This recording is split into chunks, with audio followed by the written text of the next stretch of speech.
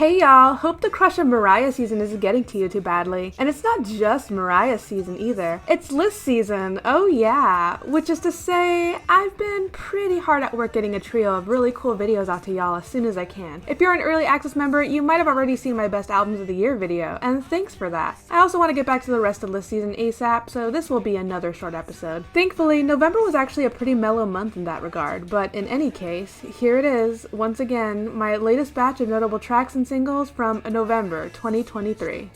And killing honest men. Now I understand Mother Nature.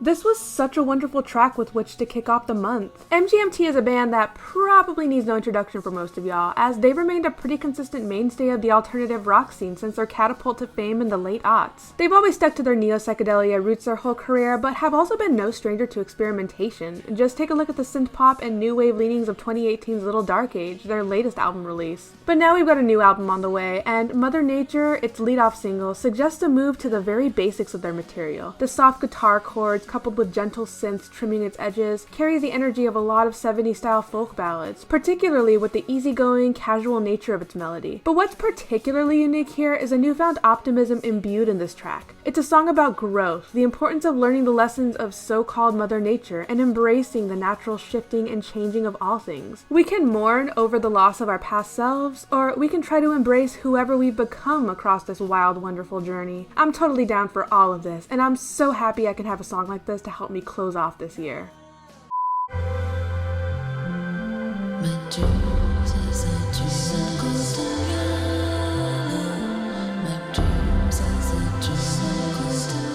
I've been semi-familiar with Julia Holter for a while, though only recently have I really invited her into my listening space. But when I listened to her 2018 album Aviary for the first time just a few months ago, I truly realized just how much I'd been missing out. Lush layers of melodrama and powerful earthiness, giving off a sound that is so thick and rich I can get absolutely lost in just listening. Sun Girl is her first new track in 5 years, and, well, I'm still getting lost here, but in a different way. Unlike many of the tracks on Aviary, the structure here is not so rigid.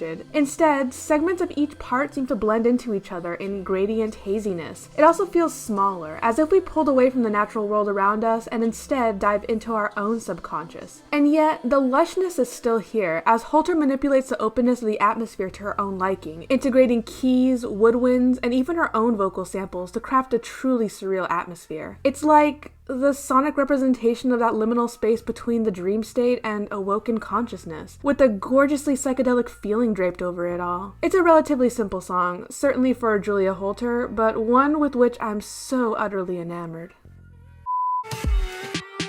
Tell me what they do when I'm black and slow, when I'm money that low, but the rent rise up. White folks coming at the blue, they done tore that down and made that to a Whole Foods. Landlords looking for... Let's take a bit of a detour from the past two pleasant tunes to something very different. First things first, Quaranta is a very good album. Spoiler alert for those who haven't watched, but I pay no mention to Danny Brown in my best albums video. With that said, this would have been at least an honorable mention if I hadn't locked the list in a few weeks ago. It is what it is. Anyway, this particular song is a standout track for me. Brown has always had an impressive knack for placing the most creative instrumentals underneath his bars, and as Quaranta as a whole is more involved with the freeform jazz feel, Jenn's terrific Vacation stacks levels of skittering percussion alongside a deep, ominous bass groove, and this adds much emotional weight to the concept of the song itself. It's about gentrification, this slyly hidden within the title itself. The move toward quote-unquote improving old neighborhoods, replacing worn-down buildings with sterile and corporate entities, driving up rent and displacing poorer communities in the meantime. All this is displayed in Brown's traditionally playful manner, but there's no denying the wave of darkness that undercuts it all, certainly drilled in by the whispering interrogations that make up the song's hooks. Where do you go when you simply cannot afford the same relocation opportunities as those cleaning up your old hood? This song gives no answers, but it remains seethed all the same, and for damn good reason.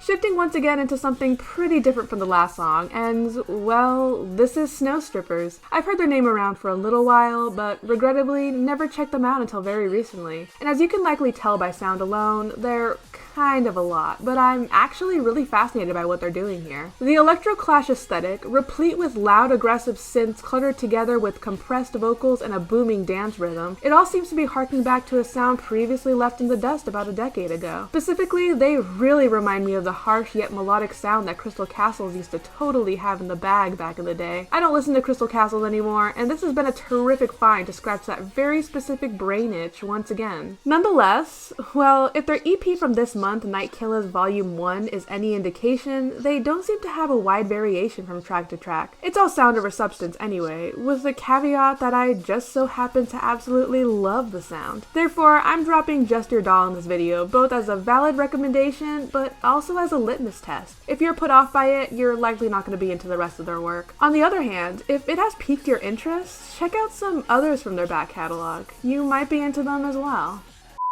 Could I change that? Is that the right thing to do? Or I just don't know.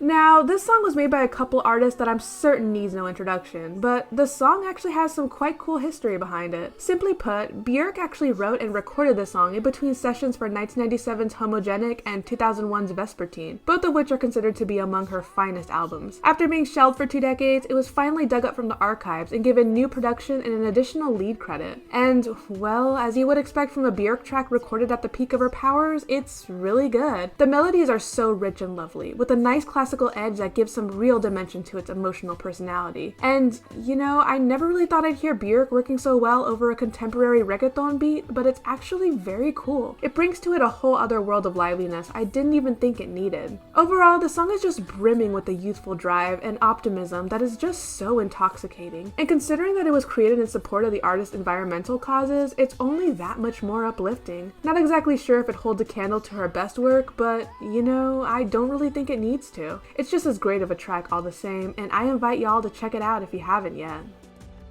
And that's it. Again, I gotta get back to working on list season stuff, and I'm sure these 5 song recommendations will hold you over until then. As always, take care, don't ask me about the Andre 3000 album, and I'll see you next time. Then I lift up his head.